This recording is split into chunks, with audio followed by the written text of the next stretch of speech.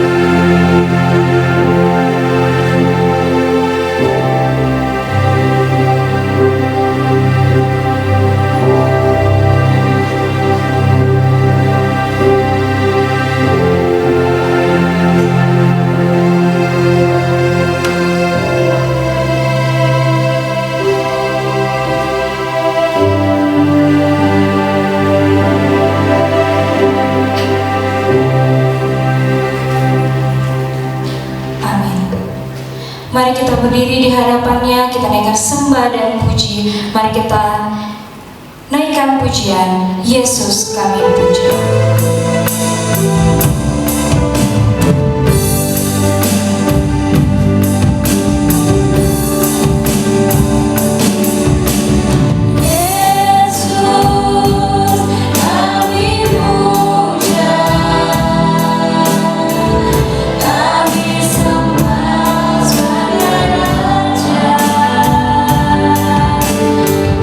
Berdiri di tengah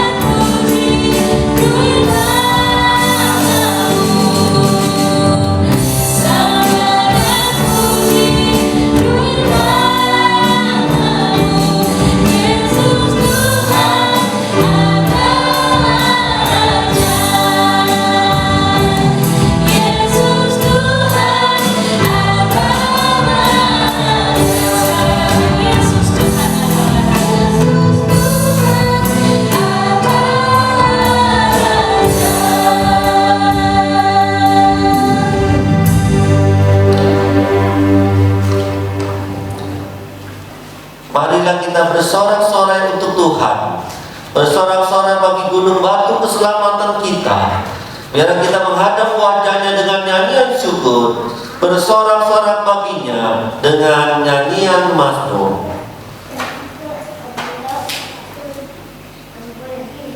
Ibadah pada pagi hari ini dimulai dengan mengaku kepada Allah Sang Pencipta langit dan bumi. Turunlah atas kamu sekalian anugerah, berkat dan damai sejahtera di dalam nama Allah Bapa, Allah Putra, dan Allah Roh Kudus, ketiganya yang esa. Amin. Silakan duduk.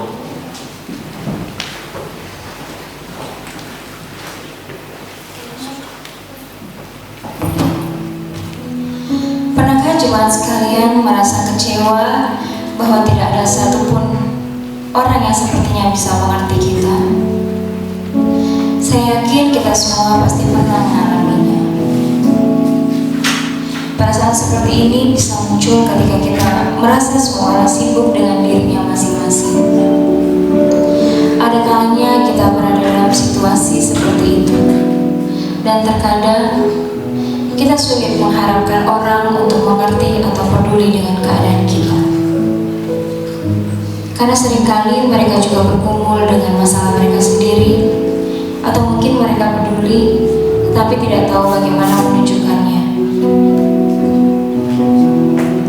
Tetapi ingatlah satu hal, ketika tidak ada orang yang mengerti, ada Tuhan yang mengerti. Ketika tidak ada yang peduli, Tuhan selalu peduli. Ketika tidak ada yang mau mengenal kita lebih jauh, Tuhan sudah mengenal kita, bahkan lebih dari kita mengenal diri kita sendiri. Tuhan tahu pasti apa yang menjadi pergumulan kita sekalian, bahkan hal-hal yang mungkin terlalu berat untuk kita katakan, sulit untuk kita ucapkan. Tuhan pun mengetahui itu semua. Tuhan sungguh mendengar cerita hati kita, dan saat ini kita mau datang kepada Tuhan, kita mau berdoa kepada Dia, kita mau bersyukur atas segala kepedulian Tuhan dan atas segala kasih Tuhan terhadap kita. Saya memberikan waktu kepada jemaat sekalian untuk berdoa kepada Tuhan. Saya dan Sigal akan mengiringinya dengan sebuah lagu.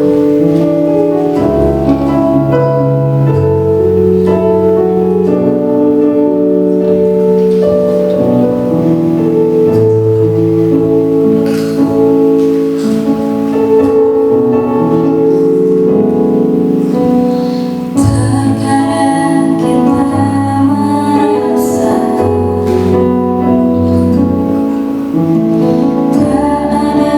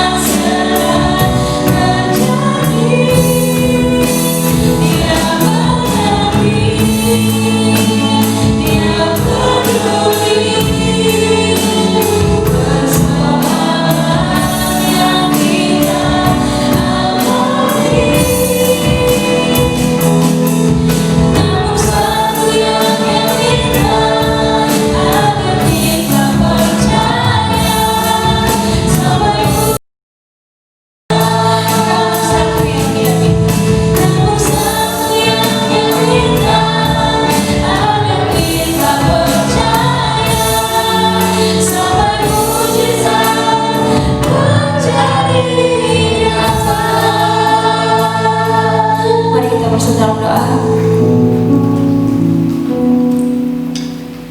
Benar Tuhan, Engkau pasti mengerti dan Engkau pasti peduli persoalan apapun yang terjadi dalam hidup kami. Kami tahu saat tidak ada jalan terbuka, di situ pasti ada Engkau yang membukakan jalan Tuhan. Saat kami merasa semuanya telah terlambat, Engkau hadir di depan kami dan memberikan pengharapan.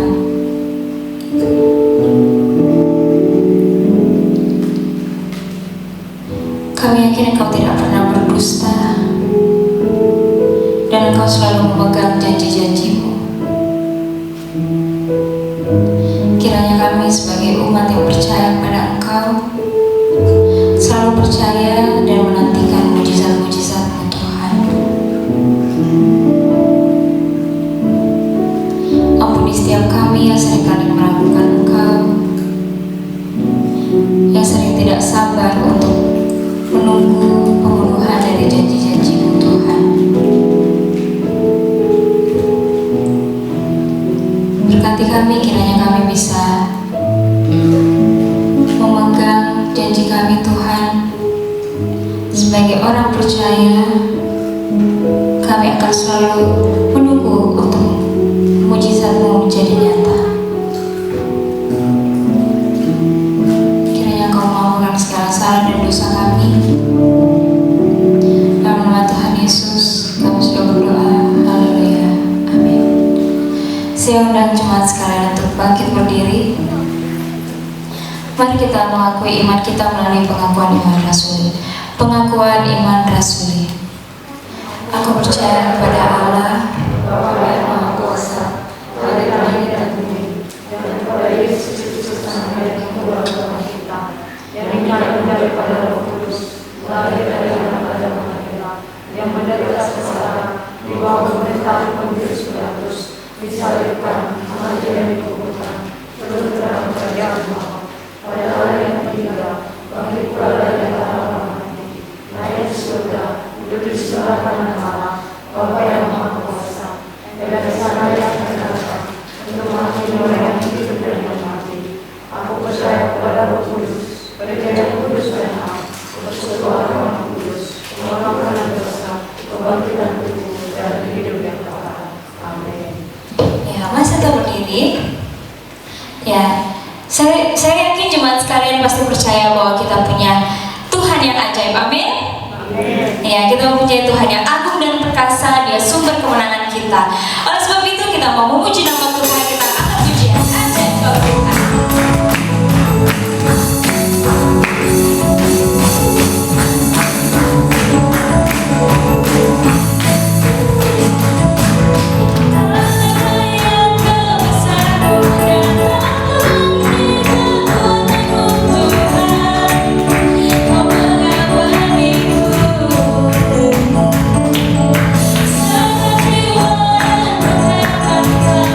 Ku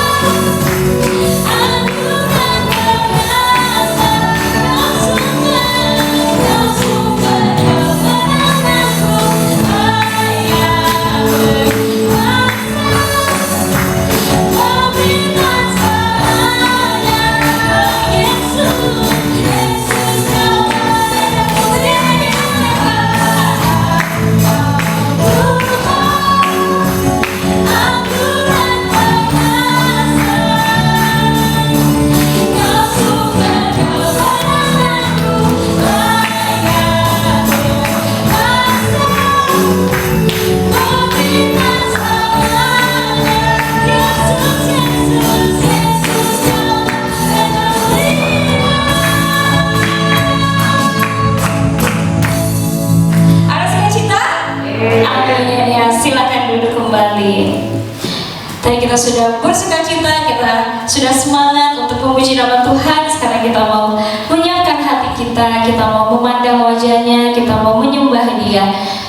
Kita pujikan mengejar hadir-Mu.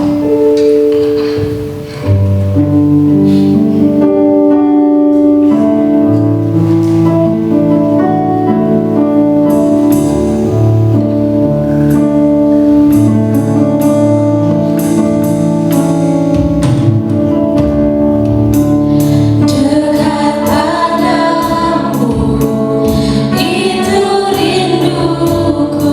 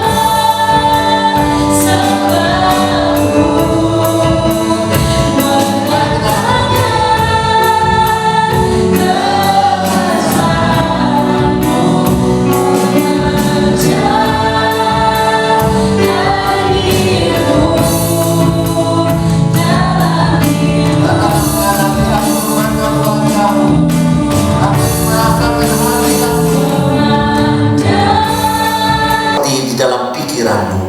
Engkau memimpin hati kami seperti memimpin hati kami seperti hati-Mu.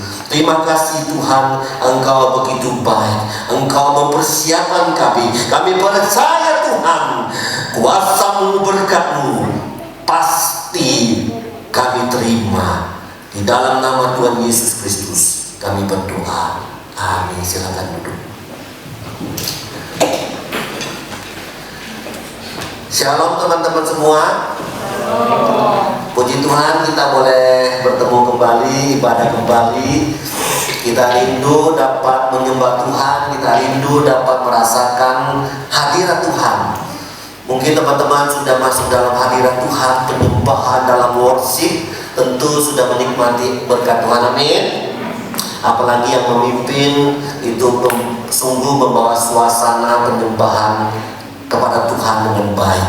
Tentunya jemaat pun dapat menikmatinya. Tentunya jemaat pun mendapatkan berkat Tuhan.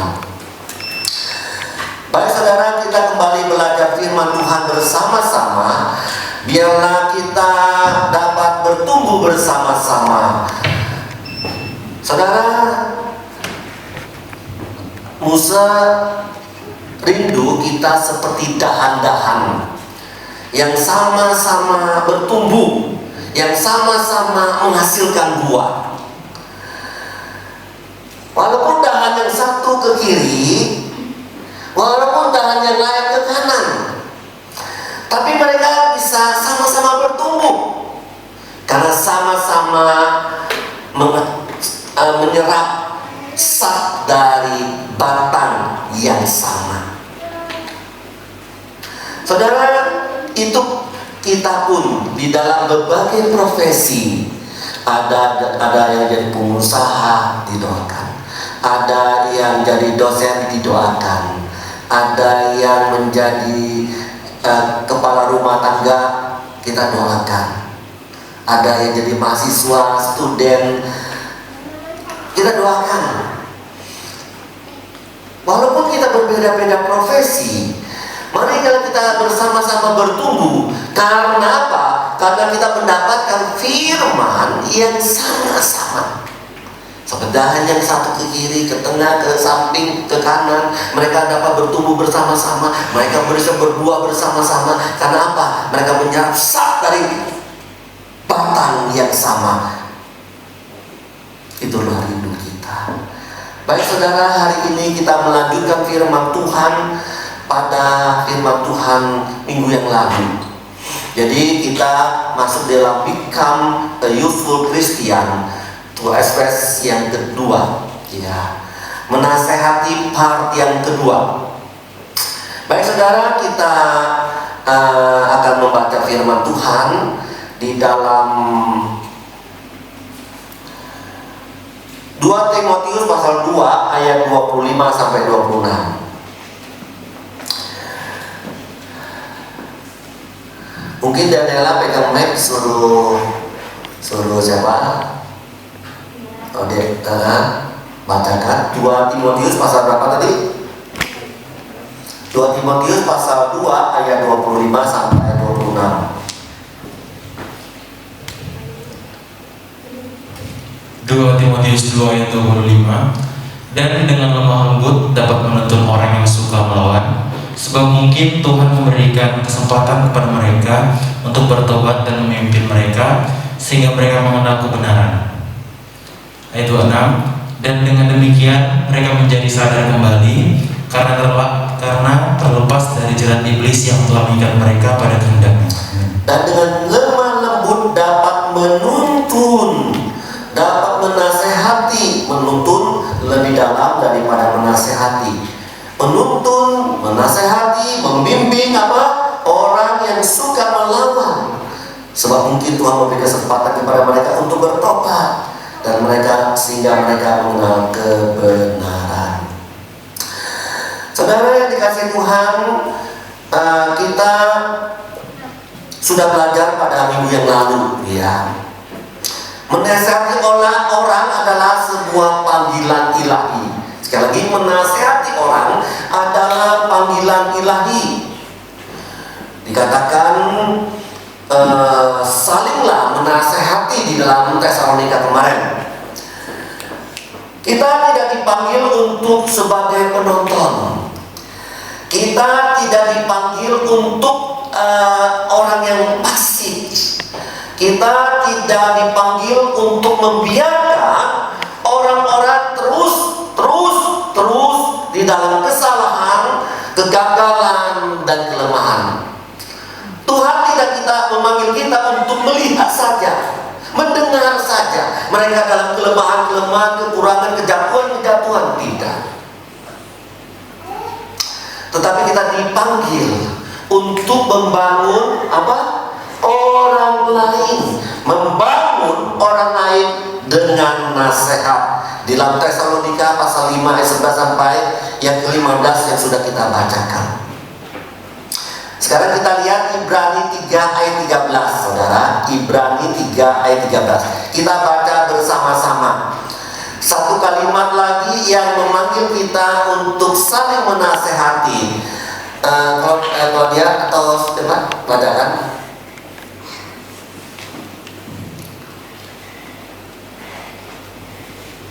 Ibrani 3 ayat 13. Tetapi nasihatilah seorang akan yang lain setiap hari, selama masih dapat dikatakan hari ini, supaya jangan ada di antara kamu yang menjadi tegar hatinya karena tipu daya dosa. Saudara, di dalam bagian ini kembali mengingatkan kita supaya kita saling menasihati seorang akan yang lain. Dikatakan di sini every day. Apa artinya every day? Setiap hari itu, setiap waktu, kapan saja kita dapat memberikan suatu nasihat kepada orang lain, untuk membangun orang lain, untuk menguatkan orang lain, untuk memotivasi orang lain. Akhirnya saudara, di dalam Alkitab mengatakan dan sering menyuruh kita kepada umatnya untuk apa? Untuk saling menasehati. Sekali lagi, saling menasehati. Sehingga saling menasehati yang artinya kalimat perintah, Tu'afes, yang artinya adalah menasehati, itu adalah sebuah perintah Tuhan. Sekali lagi, menasihati untuk apa? Membangun, ya, untuk memperbaiki, ya. Saudara, Musa kan orangnya orang teknisi. Musa, kalau kita lihat misalnya mixer yang bunyi krosok, ya kan? Kita lihat keyboard satu tus dan bunyi. Kemudian CPU drum rusak. Apakah ketika itu krok-krok mengurangnya kualitas, alatnya sudah tinggal 60%, apakah kita langsung buang? Apakah ketika rusak langsung tak biarkan aja sampai rusak, hancur? Apakah kita seperti itu orangnya? Tidak, bukan? Kita tidak seperti itu. Apalagi punya jiwa teknisi, jiwa memperbaiki. Maka Sony cuma ngomong, Musa CPU-nya kok begini, diam sudah Sony. Dan berani suruh Musa buat diperbaiki, indah. Memang akhirnya Musa berinisiatif. Masa mau dibuang? Itu 2 juta sampai 3 juta. Musa perbaiki 1 jam, sudah sembuh. Keyboard, teman-teman bisa lihat sendiri, Musa perbaiki. Saudara yang dikasih oleh Tuhan, mikrofon rusak, kita perbaiki sendiri. Itulah jiwa kita. Itu juga jiwa Allah, saudara. Itulah jiwa Tuhan Yesus Kristus, di mana ketika manusia berdosa, ketika manusia jatuh dalam dosa, apakah alat kita, Allah yang penuh kasih itu, membiarkan kita melihat keadaan seperti ini? Biarlah dia jatuh, biar dia hancur, biar menyerahkan mereka dalam kuasa iblis, membiarkan mereka dalam hukuman dosa,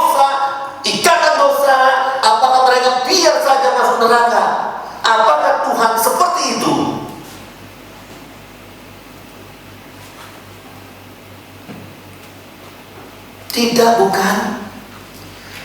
Tuhan Yesus diutus oleh Allah Bapa. Pergilah kamu ke dalam dunia, kerjakanlah misi itu, perbaikilah hidup manusia itu, bawalah manusia itu memulihkan hubungan antara manusia dengan aku, supaya manusia bebas dari dosa, sehingga manusia boleh dibangunkan kembali akan kekuatan. Yesus berkata, siapa yang letih lesu dan berbeban berat, datanglah kepadaku. Artinya, jangan datang kepada dunia, jangan datang kepada ilah-ilah lain, datang kepadaku. Saudara, sekali lagi, inilah tugas kita yang ada di bumi ini. Misi Allah bagi kita yang tinggal di dunia ini. Itulah misi saudara dan saya.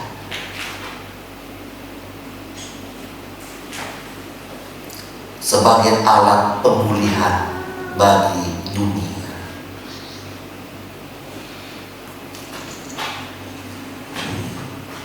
Pertanyaannya, mau tidak kita dipakai untuk memulihkan dunia, memulihkan orang lain dengan cara menasihati mereka.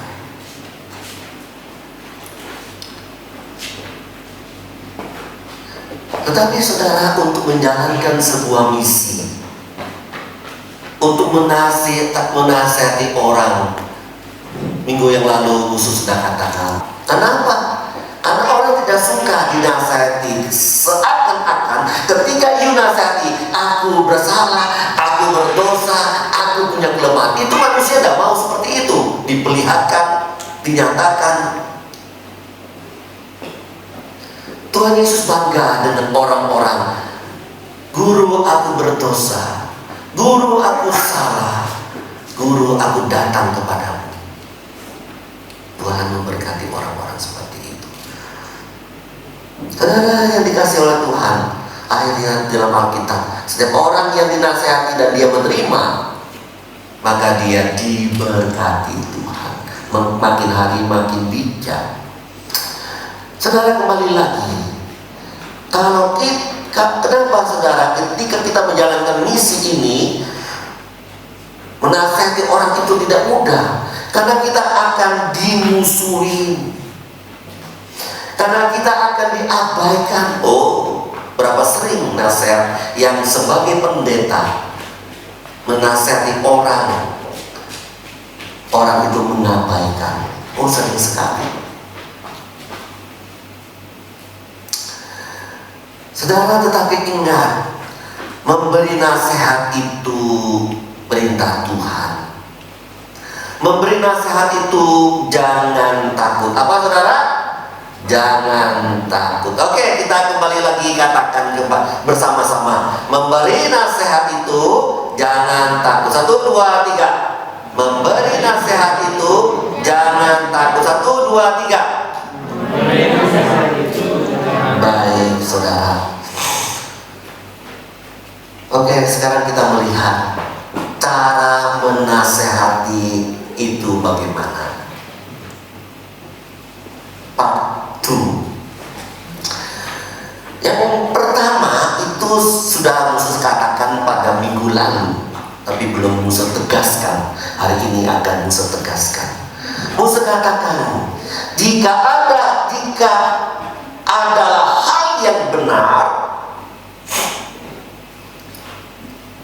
kita melihat mereka benar-benar tidak tertib, kata Rasul Paulus kepada jemaat Tesalonika, apa? Nasihatilah mereka. Saudara, apa artinya nasihati mereka?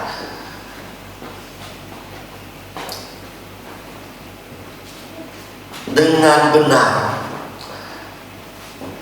Artinya saudara, kita menasihati mereka ketika kita melihat hal yang benar dari sudut pandang Allah, dari sudut pandang firman Tuhan. Misalnya begini, Santi mana Santi? Mana Santi? Mana orangnya? Tadi kan duduk di sini. Saya lupa. Pas mau nyebut orangnya nggak ada lagi. Itu kadang-kadang. Saudara padahal nggak tahu lubusa itu dia di mana sekarang. Tiba-tiba kepingin nyebut namanya, pas nggak ada lagi. Ya. Nah misalnya Musa melihat Santi tidak tertib.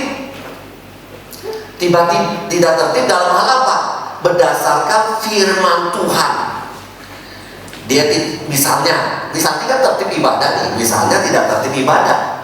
Maka itu berdasarkan firman Tuhan, dia tidak tertib ibadah itu adalah kebenaran yang berdasarkan firman Tuhan. Maka aku dipanggil oleh Tuhan untuk memberi nasihat kepada Santi. Jadi artinya apa? Kita memberi nasihat jika itu benar berdasarkan panggilan, berdasarkan firman Tuhan, berdasarkan apa yang dikehendaki Tuhan, kita nasihati orang itu. Tetapi bahaya saudara, jangan kita melihat seseorang berdasarkan apa yang kita nilai benar. Dari sudut benar, dari sudut pandang kita, itu belum tentu benar. Sekali lagi, ini berbahaya. Ketika kita menasihati orang dari sudut pandang kita yang benar, merasa kita benar, itu belum tentu benar. Maka itu disebut bukan sebuah nasihat, tetapi itu bisa masuk dalam kategori menghakimi. Nah, ini itu bisa. Kenapa bisa demikian? Saudara yang dikasih oleh Tuhan, kita kan sudah belajar tuh bagaimana menghakimi. Menghakimi itu adalah kita tidak tahu banyak, tetapi berani menegur orang itu, sehingga akhirnya ada kesalahan. Itulah yang disebut menghakimi. Kalau kita menasihati orang berdasarkan kebenaran kita yang kita anggap benar, bukan firman Tuhan, maka menasihati itu dari sudut pandang kita itu menjadi suatu praduga kita, suatu praduga kita, sehingga itu bisa salah. Kalau bisa suatu nasihat yang bisa salah, itu masuk dalam kategori menghakimi. Suatu nasihat yang dikatakan di dalam Alkitab adalah suatu nasihat yang benar-benar dia lakukan melawan firman Tuhan. Kita nyatakan ke nasihat itu. Mungkin teman-teman sudah mengerti tentang hal ini, bukan? Saudara, jadi dapat kita katakan menghakimi adalah sesuatu yang bisa salah dan mungkin besar salahnya. Kenapa? Karena ketika kita ingin memberi nasihat, itu ada balok yang besar. Bagaimana kita bisa mungkin balok yang besar di depan kita, kita bisa mengambil sehelai serpian bubuk gergaji di matanya orang? Tidak mungkin, kemungkinan besar itu salah. Tetapi nasihat itu adalah sesuatu yang tidak salah, karena kita memberi nasihat berdasarkan kebenaran Allah, berdasarkan firman Tuhan, bukan berdasarkan akan anggapan kita yang benar. Saudara, Musa kasih contoh. Tuhan Yesus menasihati Rasul Paulus. Petrus, Petrus, apakah engkau mengasihi aku? Petrus, Petrus, apakah engkau mengasihi aku dengan kasih agape? Kenapa Yesus bisa mengatakan hal itu? Langsung tutup poin, langsung dalam hak yang asisi, yang hakikat. Kalimatnya tidak begini. Petrus, apakah engkau mengasihiku? Tidak. Mengasihi itu banyak. Tetapi Yesus berkata, Petrus, mengapa engkau tidak mengasihi aku dengan kasih agape? Langsung agape. Kenapa? Karena Tuhan Yesus dengan benar, jelas tahu betul bahwa Paulus mengasihi Yesus hanya dengan kasih filia. Yesus tahu benar itu, sehingga Yesus berkata, Petrus, apakah kau mengasihi aku dengan kasih agape? Luar biasa. Itu adalah sebuah nasihat yang tepat, yang benar, yang membangun orang lain.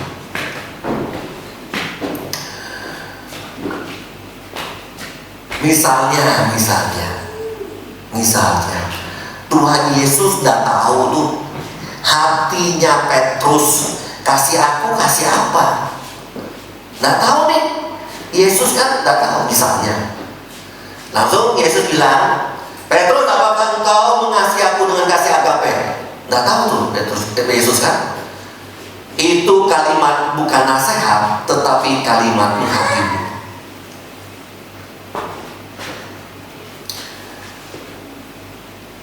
Baik saudara, kita sudah memahami apa itu menasehati, apa itu menghakimi. Kelihatannya sangat beda tipis, tetapi harus hati-hati. Saudara, sekali lagi, ketika kita ingin memberi nasihat kepada orang lain yang tidak teratur itu,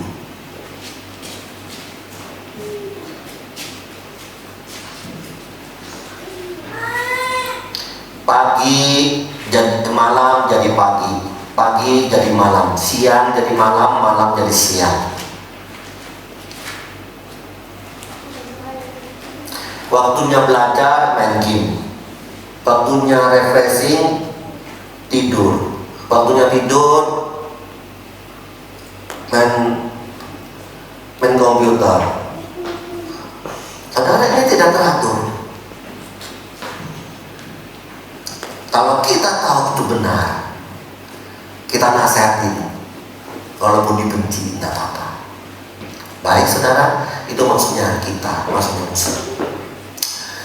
Menasehati supaya mereka menasehati berdasarkan kebenaran firman Tuhan.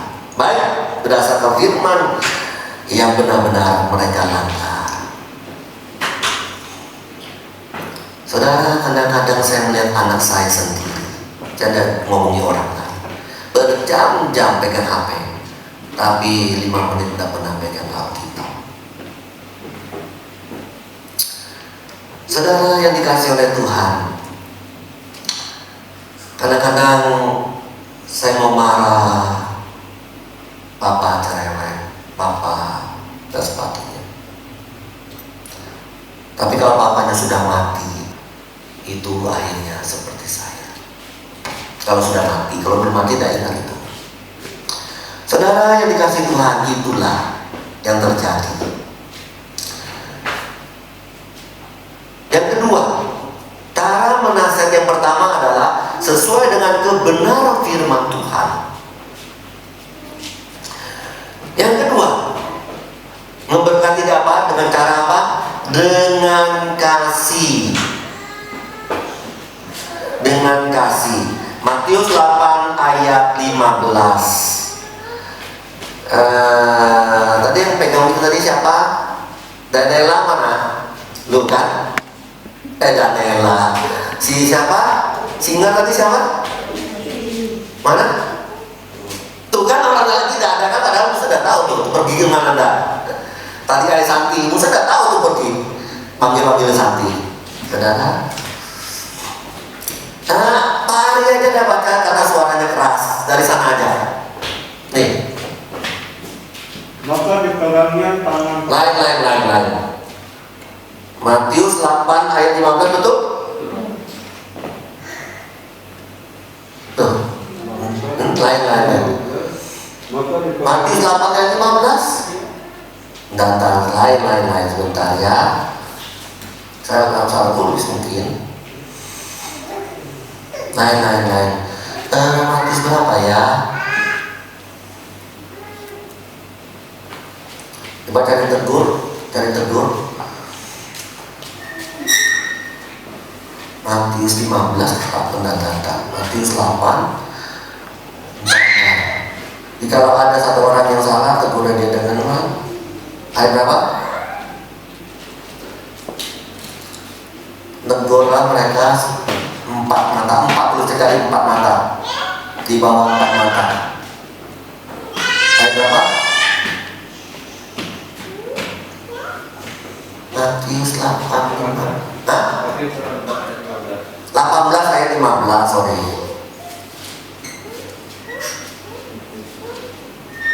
Ya.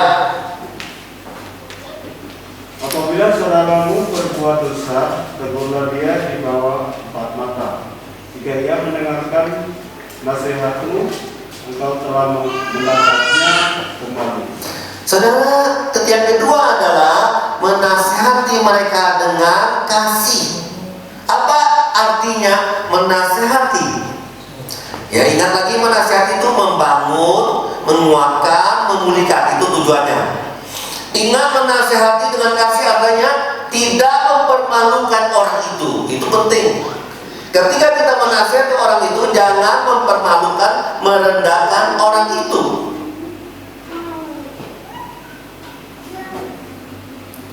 Dikatakan di sini dengan cara apa? Dengan cara 4 mata. Dengan cara 4 mata. Saudara yang dikasih oleh Tuhan, nasihati mereka yang pertama dengan sesuai dengan firman Tuhan kita tahu, maka kita bertemu dengan orang itu 4 mata. Dalam bahasa Yunani-nya lebih jelas. Tegurlah dia antara kamu dengan dia saja. Nah, ada kalimat saja. Artinya apa? Nasihati kamu, nasihati dalam hal apa? Kamu dan dia saja. Supaya apa? Supaya dia yang dinasihatin tidak dipermalukan di depan umum, di depan banyak orang. Itu disebut dengan tindakan kasih. Itu artinya ketika kita menasihati dengan tindakan kasih, face to face. Yesus menasihati Petrus, cara apa?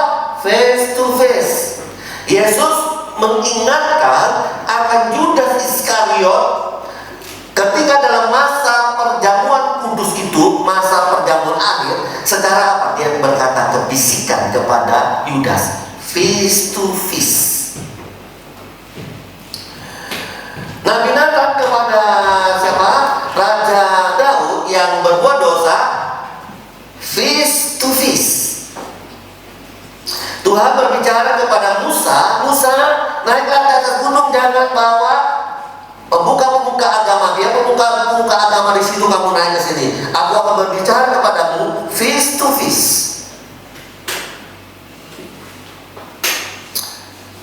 Saudara yang dikasih oleh Tuhan, inilah yang baik. Aku dan kamu saja. Mengapa sering nasihati kita sering diabaikan?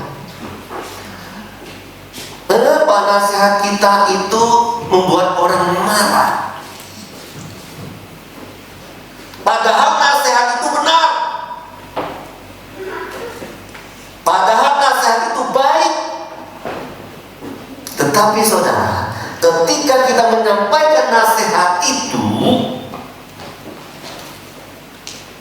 dalam situasi yang salah, dalam kondisi yang salah, ada banyak orang ya, saudara yang dikasih Tuhan,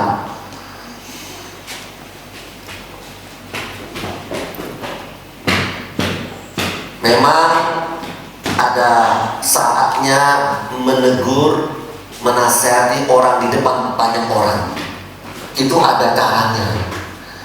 Jika face to face Alkitab berkata tidak mempan, empat mata tidak mempan, maka kita akan bawa dia berbicara 6 sampai 8 mata. Kalau 6 sampai 8 mata tidak mempan, kita bawa ke Menies, banyak mata. Itu aturan main firman Tuhan. Inilah etika menasihati orang. Musa pernah mendengar dengan mata kepala sendiri seorang istri malah marahin, ngomelin suaminya di depan publik. Musa yang dengar aja risih. Sampai Musa dengan kalimat-kalimat tertentu supaya istrinya stop ngomel.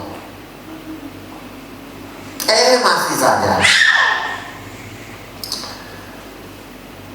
Saudara yang dikasih Tuhan, Musa yakin itu sangat merendahkan akan suaminya. Itu bukan sesekali, tetapi beberapa kali.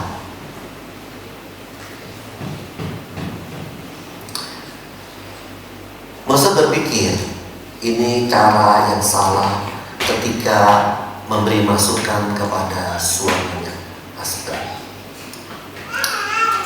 Kalau begini terus nanti pasti perang nih. Benar, 1 tahun kemudian suami istri ini perang. Ingat, kita juga sebagai orang tua juga menasihati anak-anak kita salah, harus hati-hati, face to face. Baiklah saudara, ini etika menasehati. Yang ketiga, kita baca di dalam Galatia pasal 6 ayat 1. Santi tolong baca dengan suara keras di sana. Galatia 6 ayat 1. Galatia 6 ayat 1. Saudara-saudara, kalaupun seorang kedapatan melakukan suatu pelanggaran, maka kamu yang rohani harus memimpin orang itu ke jalan yang benar dalam roh lemah lembut, sambil menjaga diri sendiri, supaya kamu juga jangan kena pencobaan.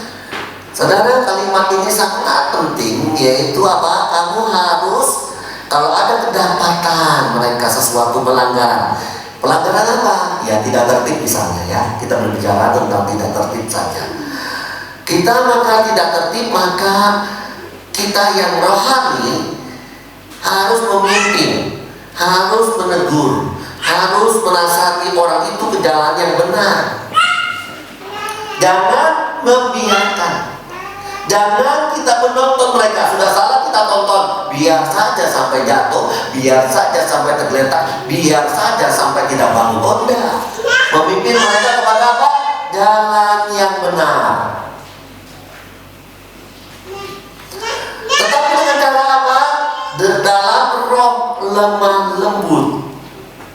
Dan sambil menjaga dirimu sendiri supaya kamu jangan jatuh juga. Supaya kamu juga jangan masuk dalam pelanggaran itu karena kamu lemah.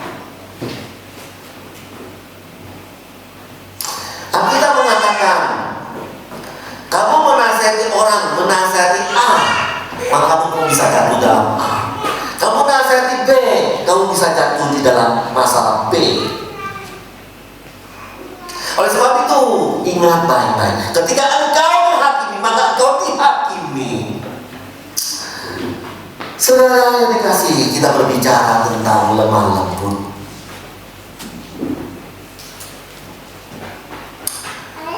Apa artinya menasihati dengan lemah lembut itu? Nah, ini penting. Menasihati orang dengan cara lemah lembut itu artinya tidak melibatkan emosi kita, tidak melibatkan perasaan-perasaan kita ketika orang itu salah, berdosa, dan sebagainya. Sekali lagi, ketika kita menasihati orang dengan lemah lembut, tidak membawa emosi kita di dalam kelemahan orang itu. Kalau kita membawa emosi kita di dalam menasihati orang itu bukan nasihat tetapi menghakimi. Saudara,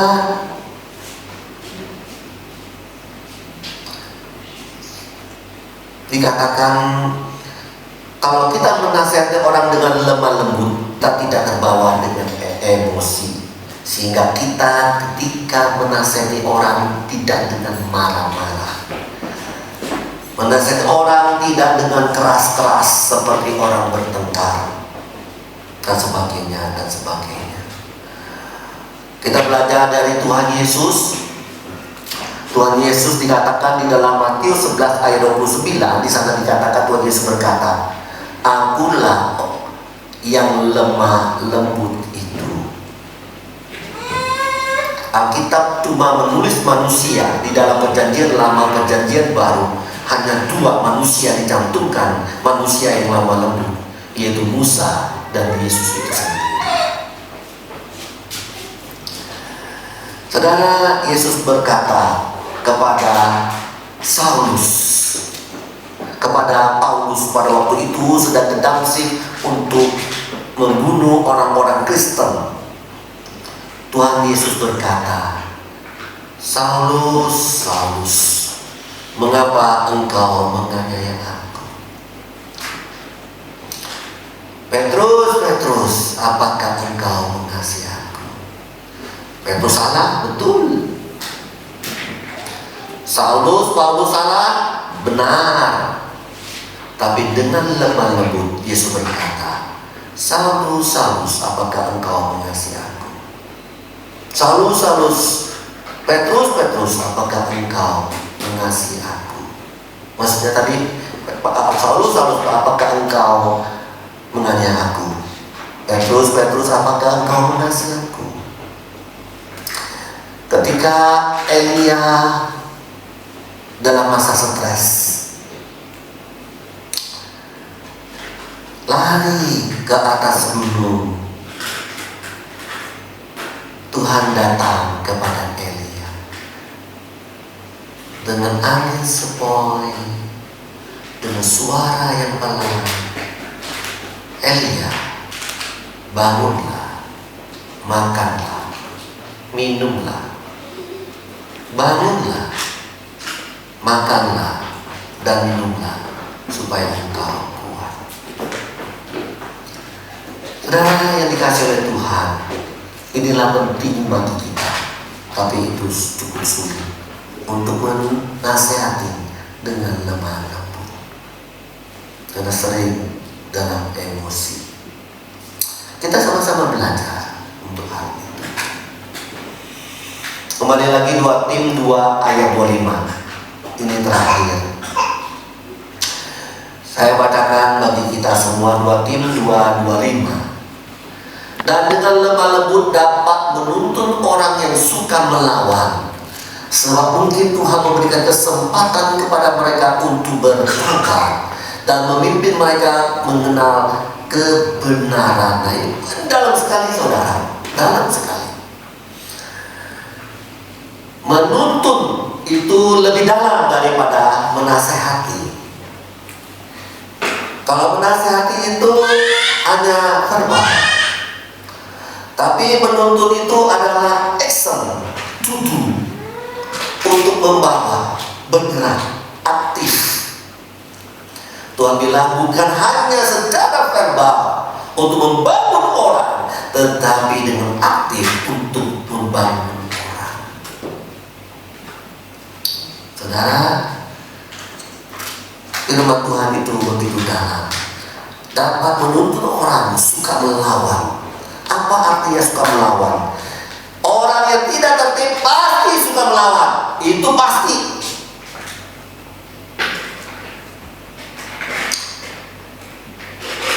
Mahasiswa tempoh hari Undiknas ibadah di sini. Ini lagi khotbah, ngoceh-ngoceh, pegang HP, segitu sendiri. Stop, jangan seperti itu.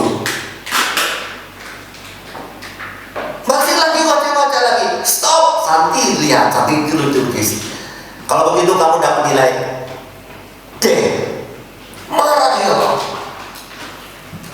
Marah di selesai ibadah, marah sama Musa. Kamu dapat nilai D. Pasti, kok bisa? Walaupun nilai ujiannya bagus, pasti dapat nilai D. Etika yang tidak baik. Marah-marah dia tuh. Sudahlah, tenang aja. Mereka semua sudah pulang. Dia datang sendiri. Pak Pendeta, aku minta maaf. Kenapa kamu minta maaf? Ya, aku tidak tertib. Sudah diberitahu 1 kali, diberitahu 2 kali, masih seperti itu. Aku minta ampun. Baik. Tolong cabut nilai supaya tidak dapat nilai D. Itu terjadi, saya katakan. Akhirnya dapat nilai A. Saya kasih nilai A. Ketika kita bisa membangun orang, mereka yang tidak tertib, kita pulihkan mereka. Coba dia tidak minta maaf, pasti dapat nilai D. Saudara yang dikasih oleh Tuhan, benar ya saya? Masa ngomong ini benar apa namanya? Sebab mungkin Tuhan memberikan kesempatan kepada mereka untuk apa? Bertobat, kembali lagi tertib. Itu penting. Supaya mereka tahu tertib apa? Menjalankan kebenaran. Karena kita menilai, menasihati berdasarkan kebenaran. Supaya mereka yang tidak tertib kembali kepada kebenaran. Ini penting sekali bagi kita. Saudara yang dikasih oleh Tuhan,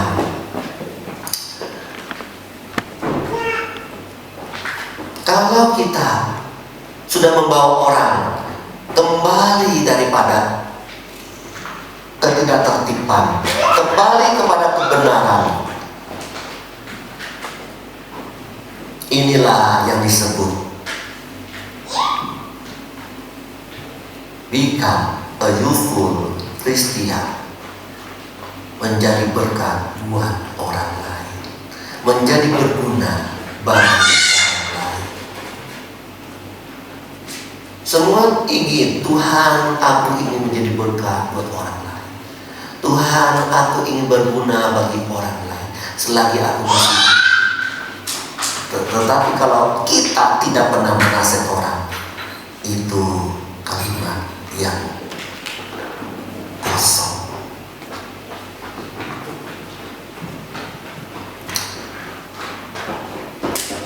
Become a useful Christian adalah membawa orang berubah, membangun orang di dalam kebenaran supaya hidupnya tertib. Biar itu jemaat saya, biar itu mahasiswa saya, biar itu istri saya, biar itu anak saya, biar itu orang tua saya. Saya bilang kemarin sama bapak saya, Pak, kita ini perlu orang yang beretika di dalam satu kasus. Saya bilang kemarin sama bapak saya. Saudara yang dikasih oleh Tuhan, biar Tuhan menolong kita sekalian di dalam firman Tuhan. Cara menegur, cara menasehatin, cara menegur, cara menuntun, cara memimpin berdasarkan kebenaran dalam firman Tuhan, bukan berdasarkan kebenaran kita. Karena kebenaran kita bisa salah. Yang kedua, dengan penuh kasih, face to face. Kalau dia sudah face to face bertobat, tidak usah dipublikasikan lagi, saudara. Itu tidak beretika. Yang kedua, dengan lemah lembut, bukan dengan kata-kata yang terbawa oleh emosi, karena kesalahan dia, karena kelemahan dia. Mari kita berdoa. Sebelum berdoa kita nyanyikan sebuah lagu, saudara.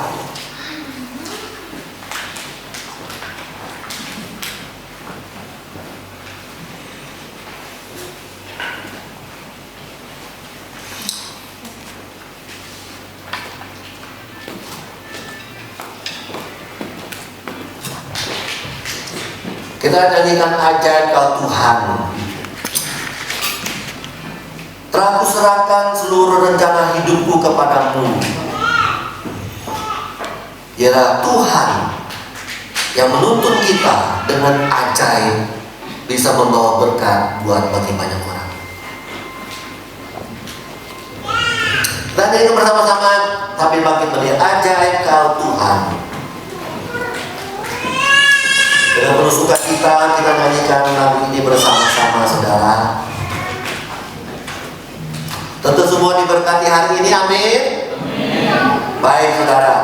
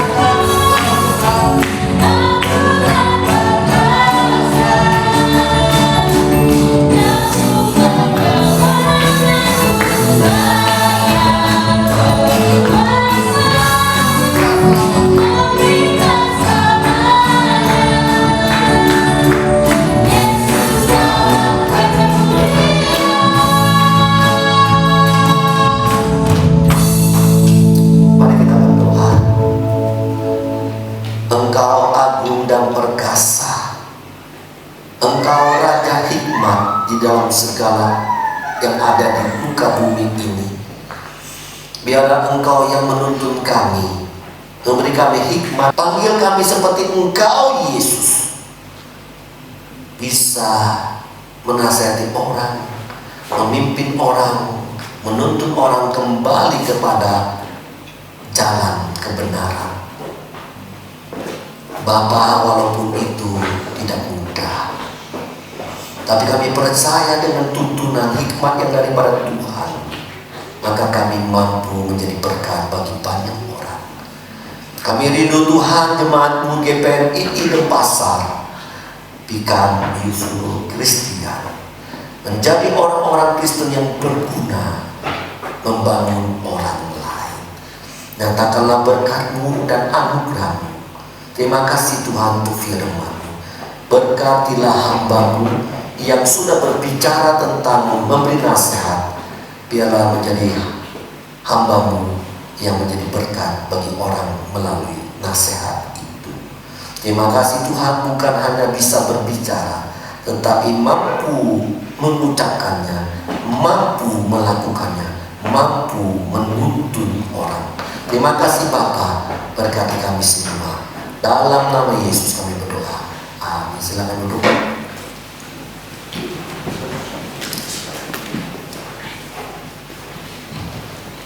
Sungguh firman yang telah kita dengar, sekarang tiba saatnya kita untuk memberikan ungkapan syukur kita kepada Tuhan. Sambil menjalankan persembahan, kita pujikan lagu Bersyukurlah.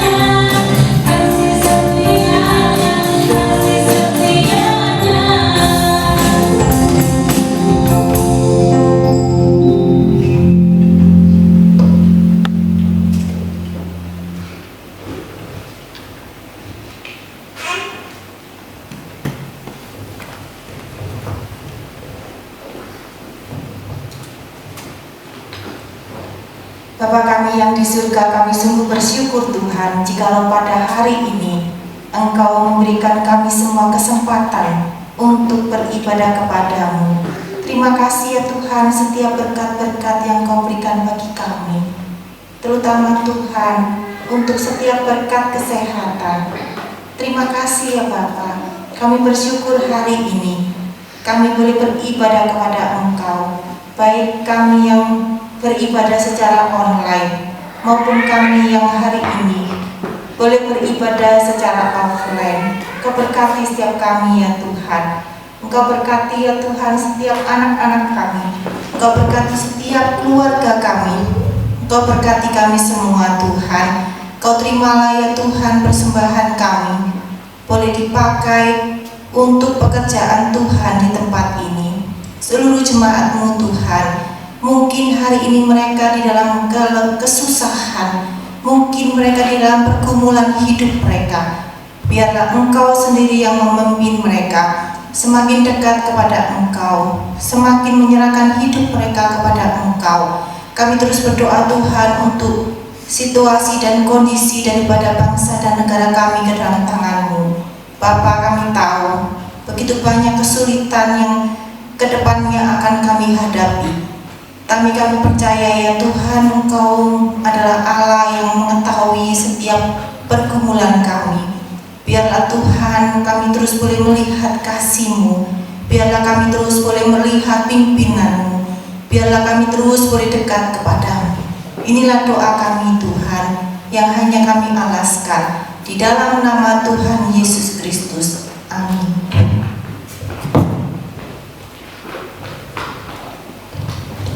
Saya undang jemaat sekarang untuk bangkit berdiri. Mari kita naikkan kemuliaan kepada Tuhan, kita pujikan dosa.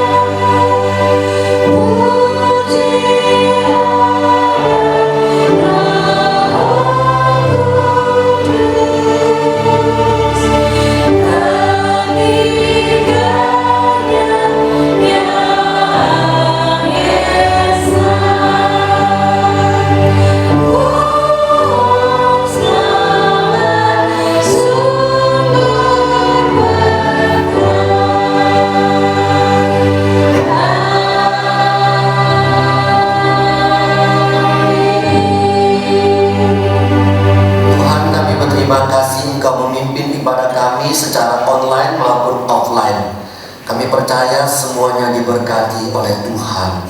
Bapa, hari ini hamba berdoa untuk Fian yang ada di Jakarta, yang hari ini bersama-sama dengan kami secara online. Bapa, dia terbaring di rumah sakit. Bapa, kami berdoa kepadamu, biarlah kuasa-Mu hadir dan anugerah-Mu turun atasnya, menyembuhkan karena COVID yang dia alami saat ini. Bapa di surga, walaupun Tuhan Engkau izinkan terjadi karena satu mobil dengan orang tertentu yang sebagai ODP, sehingga oleh karena kelemahannya Engkau izinkan terjadi dia mengalami seperti ini. Tetapi kami bersyukur oleh kasih karunia Tuhan sehingga dia boleh makin hari makin boleh pulih.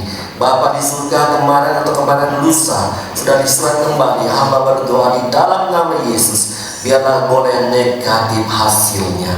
Terima kasih Tuhan, kami percayakan anak-Mu ini boleh mengalami kasih karunia Tuhan sehingga boleh melihat mujizat Tuhan, sehingga imannya boleh bertumbuh-tumbuh kepada Engkau. Nyatakanlah ya Tuhan. Terima kasih Bapa, kami serahkan teman-teman kami yang hadir hari ini juga secara online, secara offline. Hamba tidak tahu keadaan mereka, jamalah mereka dan kuatkanlah mereka di dalam segala keadaan. Tetap mereka memandang Tuhan di dalam segala situasi ini. Sahabat-sahabatku juga yang ada di mana saja yang ibadah secara online Tuhan, Engkau melihat mereka, kekurangan mereka, kelemahan mereka. Biarlah Tuhan Engkau memberkati mereka, teguhkan mereka supaya mereka boleh mengalami duka kasih karunia Tuhan.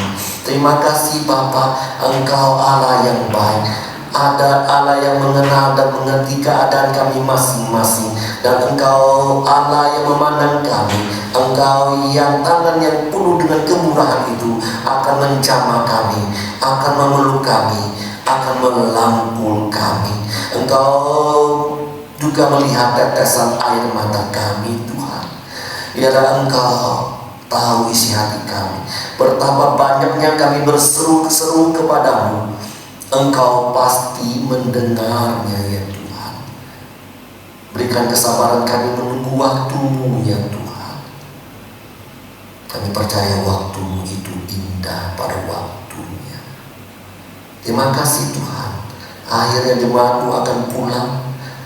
Yang online akan mengakhiri ibadah hari ini. Mari Tuhan, Engkau curahkan berkat, anugerah kuasa, kekuatan kepada mereka sekalian. Sidang jemaat yang kekasih, arahkanlah hatimu, angkatlah hatimu untuk menerima anugerah dan berkat Tuhan. Tuhan memberkati engkau dan melindungi engkau. Tuhan menghadapkan wajahnya kepadamu, memberi engkau kasih karunia. Tuhan menyinari engkau dengan wajahnya, supaya memberi engkau sukacita, damai di dalam segala situasi dan kondisi, khususnya dalam masa-masa pandemi COVID ini. Mulai hari ini sampai Maranatha, sampai Kristus datang kedua kalinya, sampai menjemput saleh-salehnya engkau sekalian. Amin.